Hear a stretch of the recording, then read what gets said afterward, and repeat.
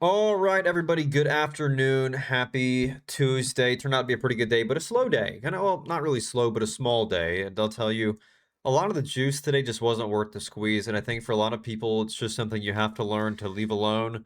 It's these nasty halts. And now I caught a pretty good halt today on INLF, which, if you know, that was my top stock on last night's watch list was INLF. And thankfully, we played it today, did really, really well, which we're going to break down in this video too. How I caught today's top stock, INLF. And yeah, it ran 100%. And I caught a good bit of the move today. I wish we could have done more. I wish there was more that could have been done today. And, frankly, there just wasn't much to be had.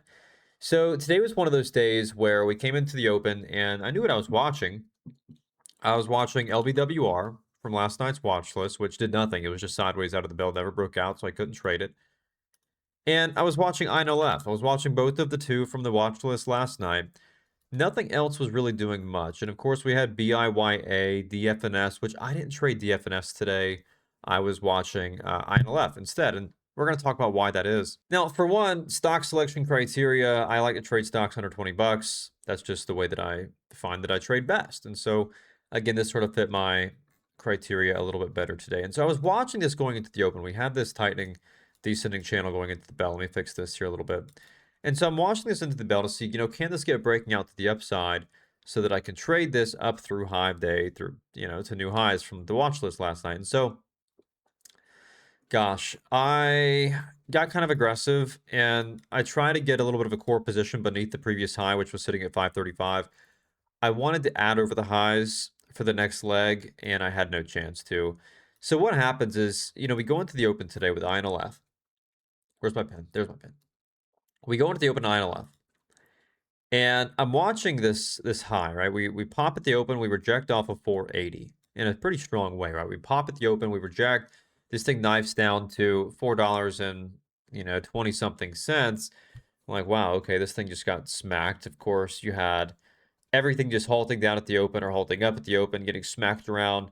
Nothing really looked great yet. And so as I'm watching INLF, I realize this thing starts to reverse, right? It reverses back, it retests this previous high, pulls back, and next thing I know, this thing's rocketing over the opening range high. So I'm like, wow, okay, now I need to be watching this because volume just started storming in. You can see here, as we got breaking out over that opening high, volume came in like crazy. And so I'm watching this, and I know the halt level's at 512. I'm like, well, gosh, I want to punch it a little bit here for the halt, but I can't take much size because then I'm going to be taking size into the first halt to break the ice. And I knew that I couldn't do that. So, I took a half size position and gosh, and again, that's why I'm a small green today, because this is all I really had.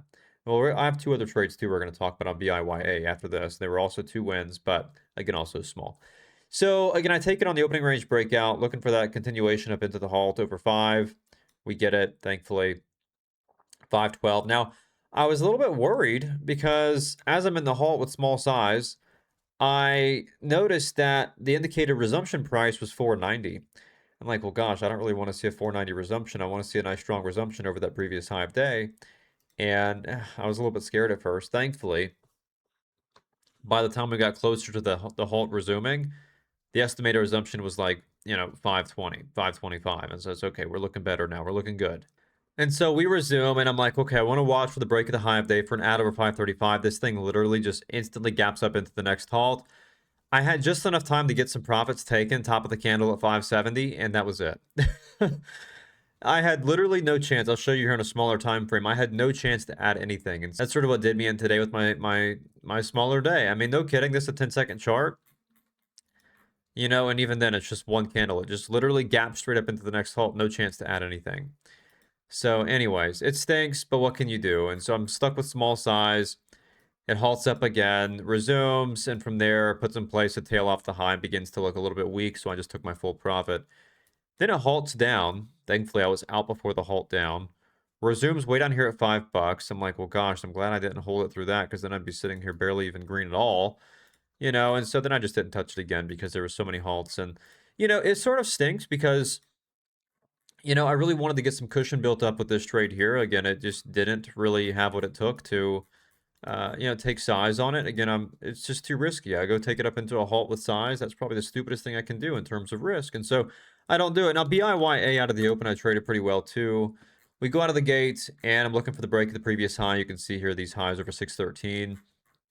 Well, broke above it, market open. I take some nice pullbacks. I get it here. You can see I took the pullback, bottom ticked it at 592, played it all the way up back to 634. So like, I'm happy with it. I even added the pullback here at 616, got back to, again, 634. I'm happy with this. Again, I can't really complain about this at all. I traded this one pretty well.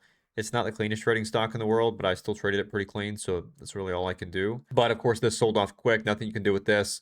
And same thing too with like the FNS. Just halt, halt, halt, halt.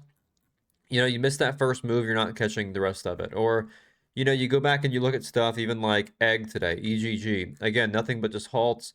You go look at something like, what else, WLDS today, nothing but halts at the open. So just a really ugly open today. Again, I at least have 3 wins out of 3 trades, so I traded really well. It just wasn't enough to really get my day carried away like I would have liked it to. I couldn't build up enough cushion to take more risk later on. There wasn't any real clean opportunities later on other than the halts. And so for me, that's all we can do. And I think one of the big things too that I just want to push, and I said it this morning on stream too, I think so many of you get caught up on watching these things halt up like crazy, halt up like crazy, halt up like crazy, and you want to be a part of it. You feel FOMO. I'll tell you, I feel no FOMO watching stuff like this. If anything, it's fear. Because I watched it, and it's not fear of missing out, it's fear of catching it, fear of being in this. Because you have no way to manage risk. You get stuck in a halt, the next thing you know, you're down $5-10 a share in a name like this, and it's just not worth the risk. And so a lot of you are so caught up on looking at the green numbers on one side of your screen and saying, well, this is how much I can make. If it goes to $50, $60, $100, sure, you'll make a lot of money, but guess how much you can lose too? You're ultimately, when you're in these halts like this, you're not in the driver's seat. You're just holding on to a bucking bull and hoping that it's going to go higher.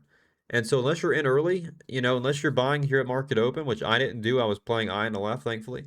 You know, unless you're buying low like I did on INLF or, you know, whatever else there was out there today, it's just a big gamble. And even then you can't take much size because, again, you hold size into a halt, you never know where it's going to resume.